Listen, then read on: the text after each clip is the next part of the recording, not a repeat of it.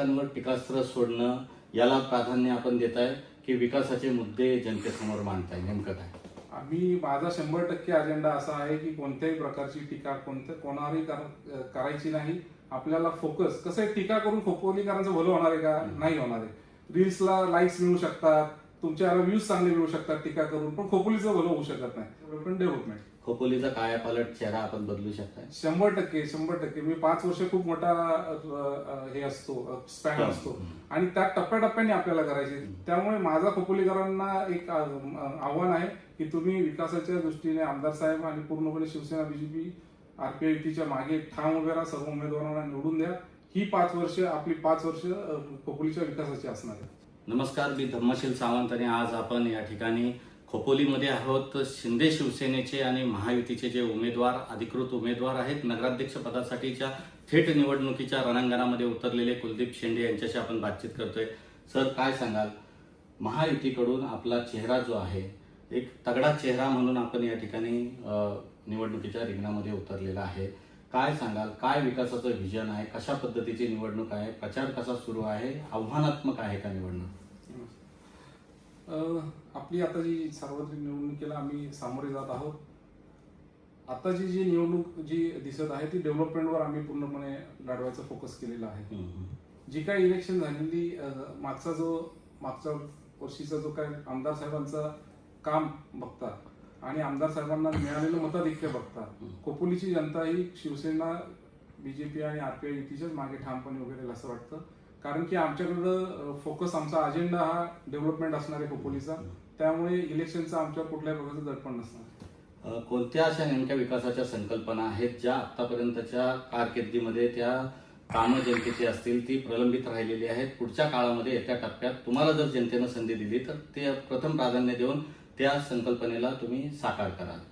सर्वात प्रथमतः तर माझं फोकस जे काय असणार आहे ते आमचं जे काय अद्ययावत आता जे काही इमारत साहेबांच्या फंडामुळे 1.5-2 कोटीचा जो काय फंड साहेबांची इमारत उभी राहिलेली आहे, ते आम्हाला उपजिल्हा रुग्णालय म्हणून आम्हाला शासनाकडून त्याची मान्यता घ्यायची, की जेणेकरून आता आमच्या खोपोलीची एकच खंत आहे सर्वांची की आमच्या खोपोलीमध्ये कुठल्याही प्रकारची चांगल्या प्रकारची वैद्यकीय सुविधा मिळत नाहीये. त्यामुळे सर्वात जास्त फोकस हा आमचा तिथल्या चांगले इक्विपमेंट आणणे, तिथल्या चांगल्या प्रकारचे डॉक्टर आणणे आणि खोपोलीकरांना जे काय मुंबई आणि पुण्याला जावं लागतं लोणावळ्याला, त्याचा तिकडची त्यांना अडचण न येता आमच्या येथेच त्यांना अद्ययावत सेवा मिळावी. मला युवकांच्या बाबतीत मी जेव्हा आता युवकांच्या कुठल्याही कार्यक्रमाला जातो तर आमच्याकडे कुठल्याही प्रकारचं इन्फ्रास्ट्रक्चर खेळाच्या दृष्टीने नाहीये. फुटबॉलचं असेल, इंडोर स्टेडियम असतील, बॅडमिंटन कोर्ट असेल किंवा इंडोर स्विमिंग पूल असेल, अशा बरेचसे आहेत की मी खोपोलीत आता जिथे इथे फिरतोय तर खोपोलीमध्ये टॅलेंट आहे 100%, पण त्यांना कुठल्याच प्रकारचं प्लॅटफॉर्म मिळत नाहीये. आणि अशा बऱ्याचशा योजना आहेत की आपल्याला एवढ्या छोट्या इंटरव्ह्यूमध्ये सांगता येणार नाहीये. त्यासाठी आपल्याला 1-2 तासाची मला वेळ द्यावा लागेल. जनतेने यापूर्वी देखील आपल्या वडिलांना नगराध्यक्ष पदावर विराजमान केलं होतं आणि आपण उपनगराध्यक्ष पदावर देखील विराजमान होतात. नगरसेवक पदाची देखील धुरा आपण सांभाळलेली आहे. या कारकिर्दीमध्ये कशा पद्धतीची विकास कामं आपण केलेली आहात? जनतेच्या पायाभूत नागरी मूलभूत सेवा सुविधांना कसा न्याय दिलेला आहे त्यावर? खरं तर मी लहानपणापासून बघतोय की वडील जेव्हा 3 वेळा नगराध्यक्ष होते तर त्यांच्या कार्यकाळात ठोस अशी कामं झालेली होती. खोपोलीला एक वेगळ्या प्रकारचं दृष्टिक्षेपात आणण्याचं त्यांचं काम होतं. अश्वारूढ शिवाजी महाराजांचा पुतळा असेल, तिथला चौक चांगलं बनवणं असेल, डॉक्टर बाबासाहेब आंबेडकरांचं जे काही स्मारक बनवलेलं आहे, आता त्याचं रिन्युएशन झालेलं आहे, पण ते दोन्ही जे आहेत स्मारकं आहेत ती वडिलांनी केलेली होती. आपल्या खोपोलीमध्ये पहिल्यांदा लाईट नव्हती. 20-25 वर्ष लाईट म्हणजे मर्क्युरी लाईट नव्हत्या, स्ट्रीट लाईट नव्हत्या, त्या आणण्याचं काम वडिलांनी केलेलं होतं. पाणी पुरवठा योजना असेल, काही कामगारांना नगरपालिकेच्या जास्त म्हणजे चांगल्या प्रकारच्या सुखसुविधा देण्याचं त्यांनी काम केलेलं होतं. रस्त्याच्या बाबतीत त्यांनी खूप चांगल्या प्रकारचे डिसिजन घेतलेले. बाजारपेठेतील रस्ता प्रामुख्याने त्यांनी चांगल्या प्रकारचा केला. अशा खूप काही सर्वांगीण विकासासाठी माझ्या खोपोलीतील जेवढे नगराध्यक्ष होऊन गेले त्यांच्यासारखा माझ्या वडिलांचा सुद्धा खूप मोठा सिंहाचा वाटा खोपोलीच्या डेव्हलपमेंटमध्ये आहे. सर, आपण मला सांगा की आपण युवा नेते म्हणून या भागामध्ये प्रचलित आहात आणि एक विकासाचा दृष्टिकोन आपल्याकडे आहे. युवक असतील, महिला असतील, युवती असतील, यांच्या सक्षमीकरणासाठी, सबलीकरणासाठी काय असं ठोस तुम्हाला करायचंय की जे सर्वांच्या कायम स्मरणात राहील? बघा कसं आहे साहेब की आपल्याला सस्टेनेबल डेव्हलपमेंट करायचीच आहे युवकांसाठी. आम्ही कोणतरी काहीतरी नवीन स्कूल बनवू, असं काहीतरी करू, ते बनवण्यापेक्षा त्यांना आत्ताच्या घडीला जो काही त्रास होतोय की आमच्या युवकांना इथून वाशीला क्लासेस असतात तर त्यांना जायला ज्या फेऱ्या नाहीयेत, वाशीच्या NMT आमच्या बसेस आहेत त्या खराब बसेस असतात, ते आम्ही गणेश नाईक आणि तिथल्या यांच्याशी बोलून आमच्याकडे AC बसेस येत नाहीत. अशा छोट्या छोट्या गोष्टींवर आम्ही आधी वर्क करणार आहोत आणि नंतर ज्या 5-10 वर्षाच्या डेव्हलपमेंट आहे त्याच्यावर आम्ही काम करणार आहोत.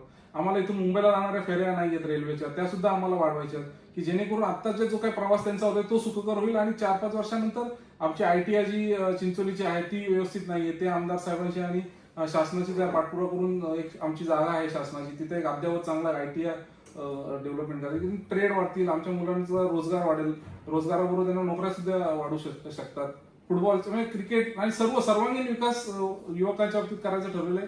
आमच्या इथल्या महिलांना, बचत गटाच्या महिलांना त्या कोणत्याही वस्तू चांगल्या प्रकारच्या बनवू शकतात. अगरबत्ती असतील, अजून मी दिवाळीमध्ये त्यांचा हे बघतो, पण त्यांना कुठल्याही प्रकारची विक्री करण्याचा प्लॅटफॉर्म नाहीये. तर नगरपालिकेच्या माध्यमातून त्यांना आम्ही विक्री करण्याचं एक कुठेतरी बाजारपेठेमध्ये एक चांगला प्लॅटफॉर्म, 3-4 गाळे असतील किंवा एक एक्झिबिशन सेंटर असेल, असं काहीतरी करण्याचं आमच्या डोक्यात आहे. महायुतीमधून आपण या ठिकाणी लढताय. खऱ्या अर्थानं जर बघितलं तर राष्ट्रवादी अजित पवार पक्ष हा महायुतीमध्ये आहे राज्यात, केंद्रात, आणि आपला देखील एकनाथ शिंदे साहेबांचा जो पक्ष आहे शिवसेना पक्ष तो महायुतीत आहे. मात्र इथं या ठिकाणी काही वर्षभरापासून 2 वर्षभरापासून जो संघर्ष दिसतोय, अशातच आपल्या निवडणुकीच्या प्रचारामध्ये आमदार प्रशांत ठाकूर हे भाजपचे या ठिकाणी आल्याचं पाहायला मिळतंय.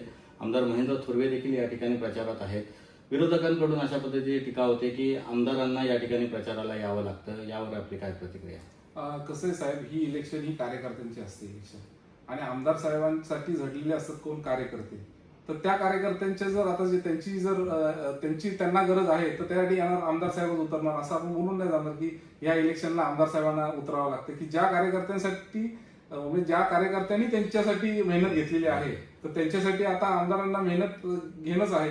आणि कसं आहे की शेवटी लोक चेहरा आणि फोकस बघतात, अजेंडा काय चाललेला आहे. त्यामुळे कार्यकर्त्यांसाठी आमदार साहेब 100% उतरलेले आहे. आपला विकासाचा अजेंडा काय आणि जनतेत जेव्हा तो अजेंडा आपण घेऊन जाता कसा प्रतिसाद आहे?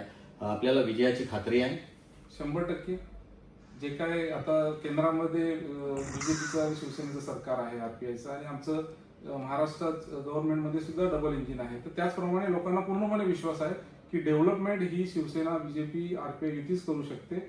आणि आमदार साहेबांचं आणि एकनाथजी शिंदे साहेबांचं जे काही चांगले संबंध आहेत त्याचा खूप मोठा बेनिफिट आमच्या खोपोलीला भविष्यात होणार आहे. विरोधकांवर टीकास्त्र सोडणं याला प्राधान्य आपण देत आहे की विकासाचे मुद्दे जनतेसमोर मांडताय, नेमकं काय? माझा 100% अजेंडा असा आहे की कोणत्याही प्रकारची टीका कोणावरही करायची नाही. आपल्याला फोकस कसं आहे, टीका करून खोपोलीकरांचं भलं होणार आहे का? नाही होणार आहे. रील्सला लाईक्स मिळू शकतात, तुमच्या व्ह्यूज चांगले मिळू शकतात टीका करून, पण खोपोलीचं भलं होऊ शकत नाही.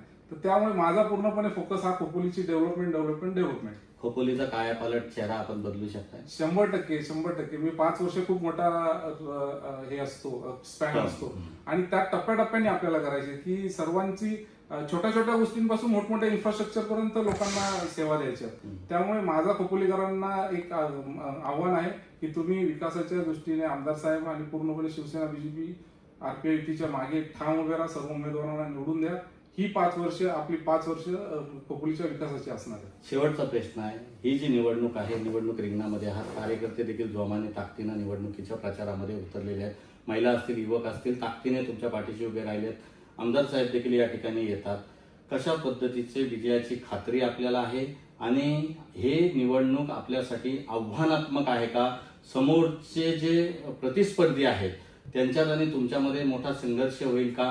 कशी निवडणूक एकूणच ही पार पडेल आणि यशाची कशी खात्री आहे? साहेब कसं आहे की ही प्रत्येक इलेक्शन ही संघर्षमय आणि सोपी कुठलीच नसते. संघर्ष असतो प्रत्येक गोष्टीला, आणि जेवढा संघर्ष जास्त तेवढा विजय सुद्धा मोठा असतो, आणि त्या विजयामध्ये एक आनंद वेगळा असतो. त्यामुळे माझ्या पाठीमागं एकनाथजी शिंदे साहेब आहेत, BJPची पूर्णपणे ताकद आहे, RPIची पूर्णपणे ताकद, आठवले साहेबांची ताकद आहे. त्यामुळे ही आव्हानात्मक असं काही मला वाटत नाहीये. आमचे कार्यकर्ते एवढे प्रखर आणि उत्साही आहेत, त्यामुळे ही इलेक्शन आम्ही जिंकल्या जमा आहे. म्हणजे विजयाचा गुलाल तुम्ही उधळाल? 100%. 3 तारखेला तुम्हाला माझ्या विजयाच्या गुलालाची मुलाखत घ्यायला यावं लागणार आहे. तर आपल्यासोबत होते शिवसेना शिंदे पक्षाचे आणि महायुतीचे, ज्यामध्ये RPI आणि भाजप समाविष्ट आहे, घटक पक्षांना घेऊन आता निवडणूक प्रचाराची धुरा या ठिकाणी सांभाळली जाते. आणि कुलदीप शिंदे यांना विश्वास आहे की विजयाचा गुलाल हा आम्हीच उधळू. एकूणच त्यांनी विकासाचं व्हिजन या ठिकाणी आपल्या समोर मांडल्याचं दिसतंय आणि जनतेला त्यांनी आवाहन केलंय की मला या ठिकाणी प्रेम करा आणि मी नक्कीच खोपोली शहराचा आणि या पूर्ण विभागाचा कायापालट करणार आहे. Dhammasheel Sawant, news bureau, Raigad, Konkan.